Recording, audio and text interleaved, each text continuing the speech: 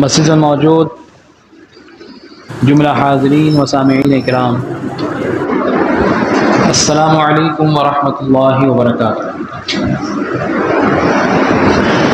اللہ تعالیٰ کا بے پناہ احسان ہے کہ اللہ تعالیٰ کی دی ہوئی توفیق سے ہمیں اللہ تعالیٰ نے نماز ظہر ادا کرنے کی توفیق عطا فرمائی۔ اللہ رب العزت کی بارگاہ میں دعا ہے کہ اس نماز کو ادا کرنے اور اس سجدہ ریزی کو اپنی بارگاہ میں شرف قبولیت عطا فرمائیں، اور ہمیں نماز کی پابندی کرنے کی توفیق عطا فرمائیں۔ حاضرین اکرام، ہمارا جو سلسلہ چل رہا ہے درس قرآن کا، اس میں ہم پچھلے 2 ہفتوں سے ربا کے متعلق جاننے کی کوشش کر رہے ہیں۔ ربا یعنی سود، کہ سود کیا ہے اور کس طرح ہم نہ چاہتے ہوئے بھی سود میں مبتلا ہو جاتے ہیں۔ اور اللہ تعالیٰ نے قرآن پاک میں واضح طور پر بیان فرمایا ہے کہ سود دینے والا، سود لینے والا، سود لکھنے والا اور اس پر گواہ بننے والا تمام کے تمام لوگ گناہ گار ہیں۔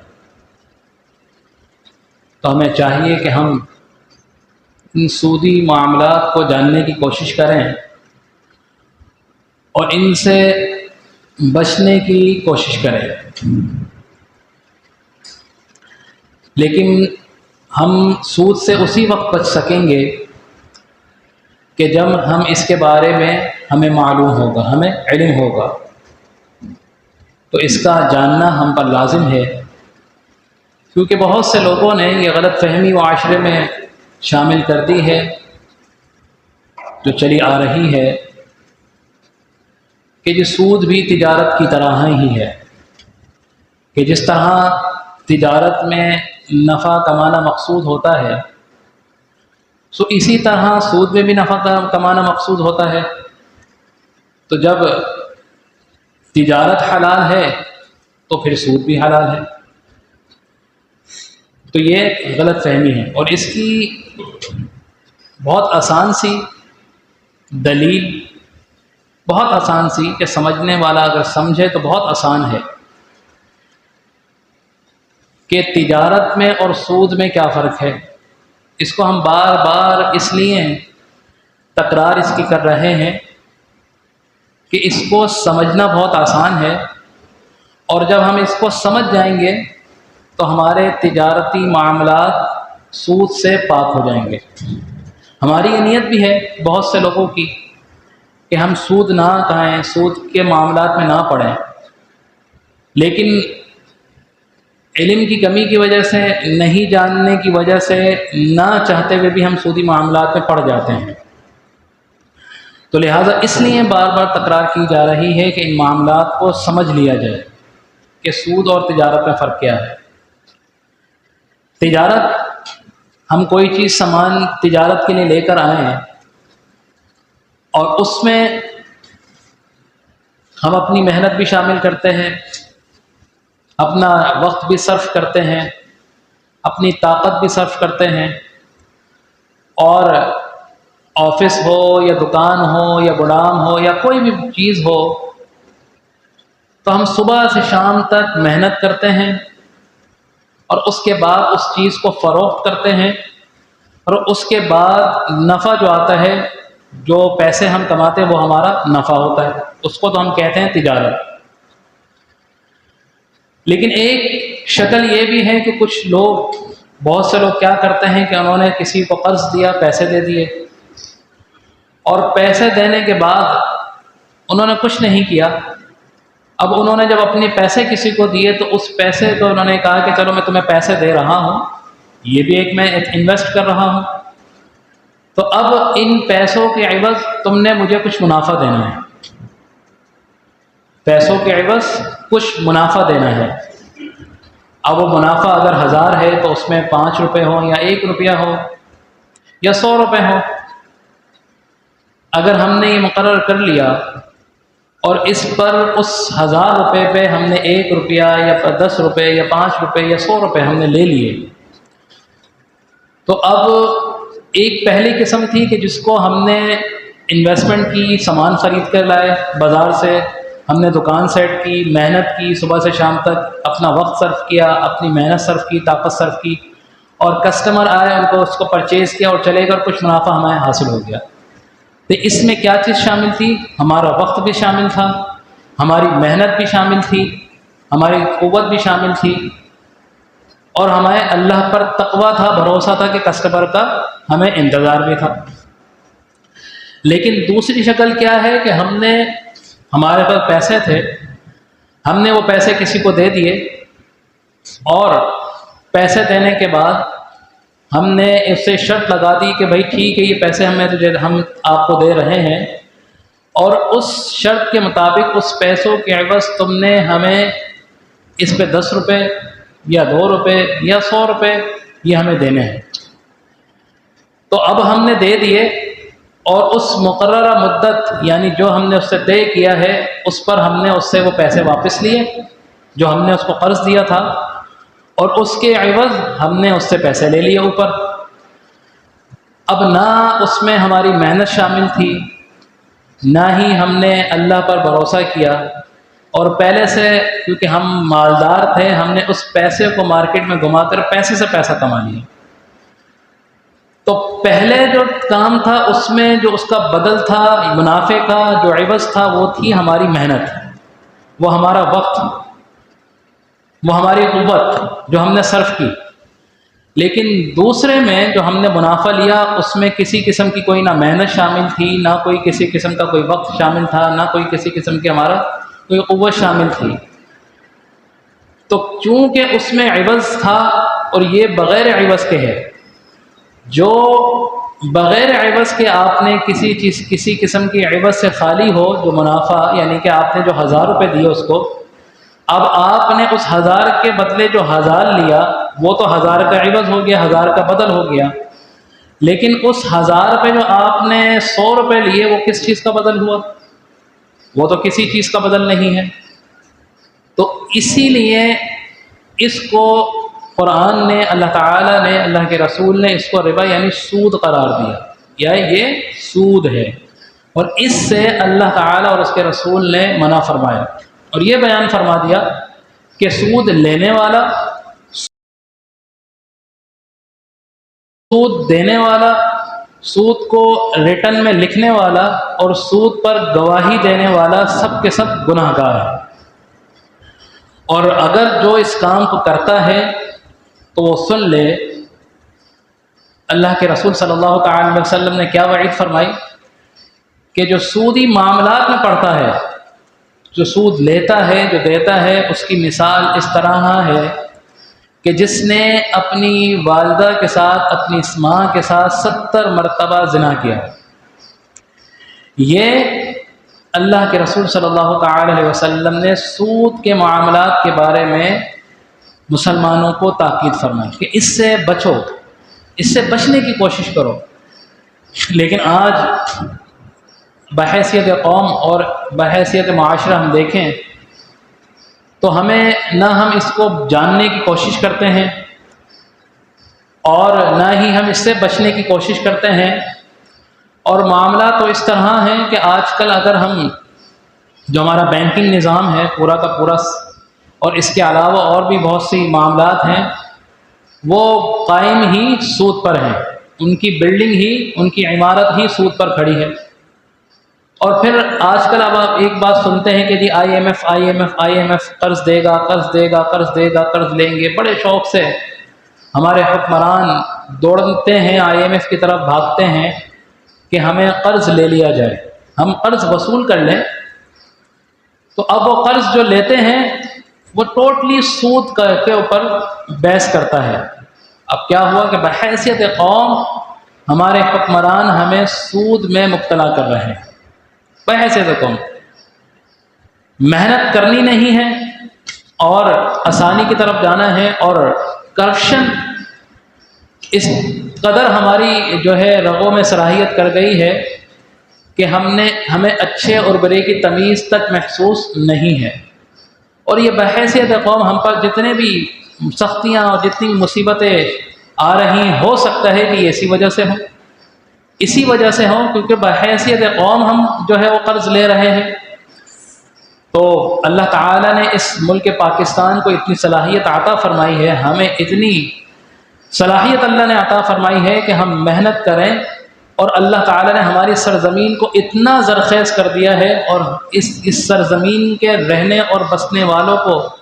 اس قدر اللہ تعالیٰ نے اپنا کرم فرمایا ہے کہ ہم ان معاملات میں نہیں بھی پڑیں تو ہمارے ملک کی معاملات بہت اچھے طریقے سے انجام دیے جا سکتے ہیں۔ تو یہ سوچنا چاہیے۔ اب معاملات یہ ہوا کہ قرض کسی کو دیا تو اللہ تعالیٰ نے فرمایا کہ اگر آپ کسی کو قرض دو تو قرض کے اوپر اضافی اس سے کوئی کسی قسم کی شرط نہ لگاؤ۔ جو آپ نے کسی کی مدد بھی کی ہے پہلے، تو اللہ تعالیٰ نے اس بات پر اس بات پر تربیت دلائی قرآن پاک میں کہ لوگوں کی مدد کرو، صدقات کی صورت میں مدد کرو۔ ویسے کسی قسم کی جو ہے مالی معاملات میں کسی کو پیسے دے دیے، کسی کی کوئی تعاون کر دیا، کسی کے گھر پہ راشن ڈلوا دیا، کسی کے بچے کی فیس آپ نے جو ہے جمع کرا دی، اگر کوئی ہسپتال میں ہے تو اس کے ہسپتال کی فیس آپ نے دے دی، اگر کسی کی منتھلی کوئی جو ہے اس کے گھر والوں کی، ماں باپ کی، کسی کی اگر دوائیاں چل رہی ہیں، اللہ تعالیٰ نے آپ کو دیا ہے تو آپ اس کے گھر میں سے کسی کی دوائی کی صورت میں مدد کر دیں، تو یہ طریقہ اللہ تعالیٰ کی نظر میں بہت زیادہ بہترین ہے اور اللہ تعالیٰ کو پسند ہے۔ پھر اللہ تعالیٰ نے دوسری یہ صورت فرمائی کہ اگر چلے ٹھیک ہے، اگر آپ کسی کو قرض بھی دیتے ہیں تو قرض دینے کی صورت میں اچھی شکل یہ ہے کہ قرض پر کسی قسم کا منافع نہ لیا جائے، قرض پر کسی قسم کا منافع نہ لیا جائے، اور اگر منافع لوگے تو یہ سود میں جو ہے اس کو شمار کیا جائے گا۔ تو یہ بھی اللہ تعالیٰ نے ایک جو ہے اس کے بارے میں معاملے کو ڈیٹیل سے فرما دیا۔ پھر ایک آیت جو میں نے آپ کے سامنے تلاوت کرنے کا شرف حاصل کیا، کتنی بہترین اللہ تعالیٰ اس میں ترغیب مسلمانوں کو فرما رہا ہے کہ وَإِن كَانَ ذُو عُسْرَةٍ فَنَظِرَةٌ إِلَىٰ مَيْسَرَةٍ، اور اگر ہو تنگ دست، مفلس، کون؟ مقروض، جس کو آپ نے قرض دیا ہے، اگر وہ تنگ دست ہو، مقروض جو ہے وہ اگر مفلس ہو، اس کے پاس جو ہے اپنی ضرورت پوری کرنے کے لیے پیسے نہ ہو، بڑا مفلسی کی صورت میں ہو، تو اس کے بارے میں اللہ تعالیٰ ارشاد فرما رہا ہے فَنَظِرَةٌ إِلَىٰ مَيْسَرَةٍ، تو اس کو مہلت دے دیا کرو، یعنی کہ مزید اس کو مہلت دے دو۔ آپ نے اگر 1 مہینے کا اس کو ٹائم دیا ہے اور وہ مفلس ہے، تنگ دست ہے، تو اللہ تعالیٰ یہ چاہتا ہے کہ آپ اس کو اللہ کی رضا کے لیے مزید وقت دے دو، کہ بھائی ٹھیک ہے، آپ اس کو چاہے 6 مہینے بعد ادا کر دینا یا سال بعد ادا کر دینا۔ یہ ایک صورت یہ بھی ہو سکتی ہے کہ بھائی میں آپ کی کنڈیشن جانتا ہوں، میں آپ کی جو ہے معاملات کو جانتا ہوں، تو آپ کے پاس جب رقم ہو تو آپ اس وقت دے دینا، اپنی آسانی سے دینا۔ یہ تو بہت اچھا عمل ہے، یہ بہترین عمل ہے۔ اور اس پر پھر اللہ تعالیٰ نے اور مزید مسلمانوں کو یہ جو ہے ترغیب دلائی وَأَن تَصَدَّقُوا خَيْرٌ لَكُمْ إِن كُنتُمْ تَعْلَمُونَ، اور تم قرض کو صدقہ کر دو، یعنی جو تم نے قرض دیا ہے، کہ تم نے قرض اس لیے دیا کہ جی اس کو واپس لینا ہے، لیکن سامنے والے کی کنڈیشن نہیں ہے کہ بیچارہ نہیں دے پائے گا، آج کل مہنگائی اتنی ہے، اتنی جو ہے معاملات خراب ہیں کہ تم جانتے ہو کہ اس کی کنڈیشن تمہارے سامنے موجود ہے کہ وہ تمہیں واپس نہیں کر پائے گا، تو اللہ کی رضا یہ ہے کہ وَأَن تَصَدَّقُوا خَيْرٌ لَكُمْ، کہ اللہ تعالیٰ فرماتا ہے کہ بہترین عمل یہ ہے کہ تم قرض کو صدقہ کر دو، چھوڑ دو اس کے اوپر کہ جی آپ یہ رکھ لیں،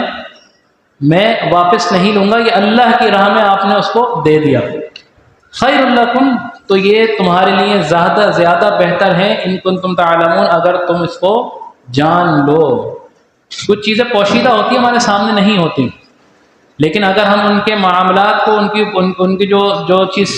سامنے نہیں ہے، ان کے اثرات کو، ان کے ثمرات کو اگر ہم جان لیں تو بعد میں جاننے کے بعد ہمیں یہ پھر محسوس ہوتا ہے اور ہم اس کی چاہ کرتے ہیں کہ کاش اس بارے میں ہم پہلے جان لیتے تو اس کام کو ہم اور اچھے طریقے سے کر لیتے۔ تو کچھ چیزیں اللہ تعالیٰ نے پوشیدہ رکھی ہیں انسان کے لیے، انسان کے ایمان کے لیے کہ وہ اللہ پر کتنا بھروسہ کرتا ہے۔ تو اللہ تعالیٰ فرماتا ہے ان کنتم تعلمون کہ یہ تمہارے لیے زیادہ بہتر ہے اگر تم اس کو جان لو، یعنی کہ اگر تم نے جس کو قرض دیا ہے یا تو اس کو قرض میں مزید مہلت دے دو، اور اگر مزید مہلت نہیں دے سکتے اور اگر بہت زیادہ اس کے ساتھ اس نے اخلاق کرنا چاہتے ہو تو یہ چاہیے کہ تم اس کو صدقہ کر دو، چھوڑ دو اللہ کی رضا کے لیے، تو یہ تمہارے لیے زیادہ بہتر ہے۔ ان کنتم تعلمون اگر تم جانتے ہو، تمہیں نہیں معلوم کہ اس کا ثواب، اس کا اجر اللہ کے نزدیک کتنا زیادہ ہے، اللہ کے نزدیک تمہارا مرتبہ کتنا مزید بلند ہو جائے گا،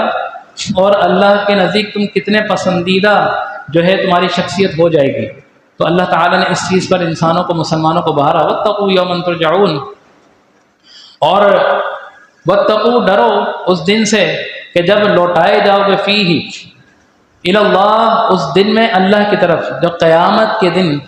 میدان حشر جب قیامت کے دن برپا ہوگا اس دن تم اللہ کی طرف لوٹائے جاؤ گے۔ ثم توفی کل نفس ما کسبت، اور ہر جان کو اس کا بدل دیا جائے گا، لوٹایا جائے گا، یعنی کہ جس شخص نے بھی دنیا میں جو بھی کمایا ہوگا اپنے اعمال کی صورت میں، یعنی یہاں کمانے کا مقصد اعمال ہے، اچھا عمل ہوگا تو اچھی اس نے کمائی کی ہوگی، برے عمل ہوں گے تو بری کمائی کی ہوگی۔ اور یاد رکھنا کہ وہ دن جو قیامت کا دن ہوگا، اس دن جو بھی تم نے دنیا میں کمائی ہوگی، جو تم نے کمایا ہوگا، اچھا ہو یا برا ہو، اچھا ہوگا تو اچھا تمہیں بدل دیا جائے گا، برا ہوگا تو اس کا بدل تمہیں برا دیا جائے گا۔ اور یاد رکھنا کہ اس دن کوئی شخص بچ نہیں سکے گا۔ ثم توفی کل نفس ما کسبت، ہر جان کو اس کا بدل دیا جائے گا جو اس نے کمایا ہوگا۔ وہم لا یظلمون، اور ظلم نہیں کیے جاؤ گے۔ تو اللہ تعالیٰ نے تجارت اور سود کے معاملات میں جو فرق تھا وہ بیان فرما دیا، اور مسلمانوں کو اللہ نے اپنے بندوں کو یہ ترغیب دلائی کہ آسانی، میرے بندوں پر، میری مخلوق پر آسانی کرو، جتنی کوشش ہو سکے اتنی آسانی کرو، اور نہ تم اپنے آپ پر ظلم کرو اور نہ ہی کسی دوسرے پر ظلم کرنے کا باعث بنو، اور اللہ کی راہ میں صدقہ خیرات احسن طریقے سے کرو۔ صدقہ خیرات کرنے کا مطلب ہے کہ یہ قرض ہے اللہ کو دینا، قرض حسنہ، کہ یہ جو تم اللہ کی مخلوق پر بھلائی کر رہے ہو، اللہ کی مخلوق کی مدد کر رہے ہو، تو اس کا بدل تمہارا جو جمع ہو رہا ہے وہ ایک اکاؤنٹ جو اللہ تعالیٰ نے انسان کا یا مسلمان کا جو بھی اکاؤنٹ کھول رکھا ہے تو وہ اس اکاؤنٹ میں جمع ہو رہا ہے، اور اس کا بدل اللہ تعالیٰ تمہیں بہترین انداز میں دے گا، اور جس کا بہترین انداز میں اللہ بدل دے تو اس کا کوئی بھی دنیا میں کسی قسم کا کوئی بھی بدل نہیں دیا جا سکتا جس کا بدل اللہ تعالیٰ آپ کو دے۔ تو ہماری کوشش ہونی چاہیے کہ ہم اس سودی معاملات سے حد الامکان بچنے کی کوشش کریں، اور بچیں گے اسی صورت میں کہ جب ہم سودی معاملات کو جانیں گے کہ سود میں اور تجارت میں فرق کیا ہے۔ آج پاکستان میں زیادہ تر لوگ تجارت کے معاملات میں جو ہے وہ اپنا وقت صرف کرتے ہیں، تو تجارتی معاملات زیادہ کرتے ہیں، کسی کا چھوٹا کاروبار ہے، کسی کا بڑا کاروبار ہے۔ تو ہمیں جاننا چاہیے کہ سود کیا ہے، تجارت کیا ہے، اور ہماری یہ کوشش ہونی چاہیے کہ لوگوں کی ہم مدد کریں۔ لوگوں کی مدد کرنا اللہ تعالیٰ کو بڑا پسند ہے، وہ کسی قسم کی بھی صورت میں ہونا چاہیے۔ میں نے پہلے ہی آپ سے عرض کی کہ آپ یہ دیکھیں، آپ کے حلقہ احباب میں آپ کے بھائی ہیں، آپ کی بہن ہیں، آپ کے اور مزید گھر بار میں کوئی ایسی فیملی تو نہیں کہ کسی قسم کی کوئی مشکل کا شکار ہو، کسی کو اپنے بچوں کی فیس دینی ہو، گھر میں راشن ڈلوانا ہو، کسی کو دوائی جو ہے وہ لازمی کھانی ہے، کیونکہ آج کل بلڈ پریشر ہو گیا، شوگر ہو گیا، اور بہت سے معاملات ہیں جو لگتے ہیں تو پوری زندگی جو ہے وہ لگے رہتے ہیں، اور اس کی دوائی پوری زندگی چلتی رہتی ہے۔ تو ایسا تو کوئی آپ کے ارد جو ہے قرب و جوار میں کوئی ایسا شخص آپ کا بھائی بہن تو نہیں کہ جس کو کسی آپ کی مدد کی ضرورت ہو اور آپ انجان ہو، آپ کو نہیں معلوم ہو، تو لہٰذا ایسے شخص کو تلاش کریں۔ اپنے گھر میں سب سے پہلے تلاش کریں، پھر اپنے باہر اپنے اڑوس پڑوس میں تلاش کریں، پھر مزید باہر نکلیں۔ تو اللہ تعالیٰ سے دعا ہے کہ اللہ تعالیٰ ہمیں جو ہے نیک اعمال میں کثرت کرنے کی توفیق عطا فرمائے، اور سودی معاملات سے اللہ تعالیٰ ہمیں بچنے کی توفیق عطا فرمائے۔ آمین وآخر دعوانا الحمد للہ رب العالمین۔ بسم اللہ الرحمن الرحیم۔ اللهم صل على سيدنا مولانا محمد وعلى آل سيدنا ومولانا محمد وبارك وسلم۔ اللهم ربنا آتنا في الدنيا حسنة وفي الآخرة حسنة وقنا عذاب النار، وقنا عذاب القبر، وقنا عذاب الحشر، وقنا عذاب اليوم الميزان۔ إن الله وملائكته يصلون على النبي يا أيها الذين آمنوا صلوا عليه وسلموا تسليما۔ اللهم صل على سيدنا مولانا محمد وعلى آل سيدنا ومولانا محمد وبارك وسلم۔ سبحان ربك رب العزة عما يصفون، وسلام على المرسلين، والحمد لله رب العالمين، بحق لا إله إلا الله محمد رسول الله۔